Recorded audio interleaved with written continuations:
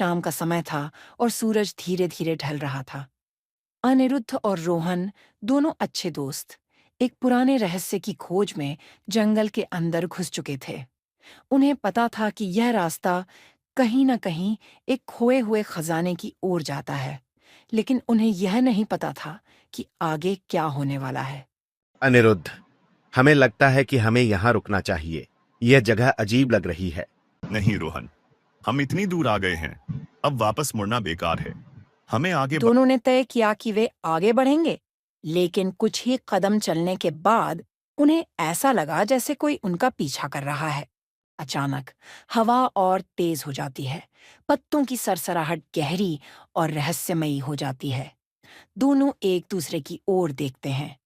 उनकी आंखों में डर और संशय है। अनिरुद्ध और रोहन एक पल के लिए रुकते हैं।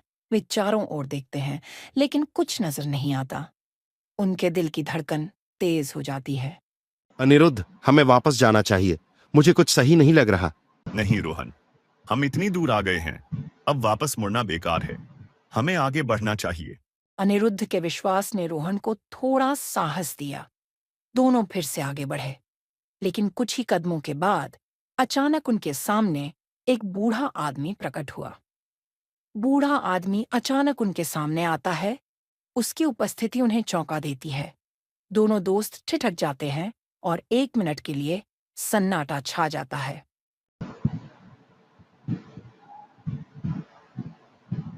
बूढ़े आदमी की आंखों में एक गहरी रहस्यात्मक चमक थी।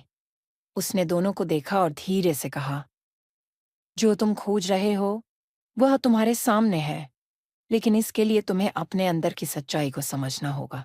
आप क्या कहना चाहते हैं? हमें किस सच्चाई का सामना करना होगा? सच्चाई वह नहीं होती जो हम बाहर देखते हैं, बल्कि वह होती है जो हमारे अंदर छिपी होती है। क्या तुम तैयार हो अपने अंदर झांकने के लिए? दोनों दोस्त एक दूसरे की ओर देखते हैं। उन्हें समझ नहीं आ रहा था कि बूढ़े आदमी की बातों का क्या मतलब है, लेकिन वे जानते थे कि अगर उन्हें अपने सवालों के जवाब चाहिए, तो उन्हें आगे बढ़ना ही होगा। बूढ़ा आदमी गायब हो जाता है, जैसे कि वह कभी था ही नहीं। दोनों दोस्त हैरानी से इधर-उधर देखते हैं।